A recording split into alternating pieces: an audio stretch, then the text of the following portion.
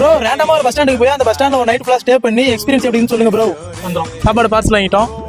Bus stand தான் போக போறோம். சரி எங்க இருக்குன்னே தெரியல பஸ் ஸ்டாண்டு. நாங்களும் கேட்டு போயிட்டு இருக்கோம் புதுசு ஊருக்கு.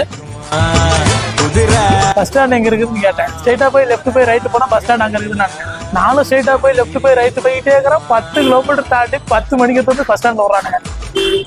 பஸ்லயே வந்துருப்பேன் நான் இட்லி சப்பாத்தி நைட் சாப்பிட்றதுக்கு. என்றா அது நீ முடிஞ்ச ஏற்கனவே கணக்கெல்லாம் சொருவுது. Good night.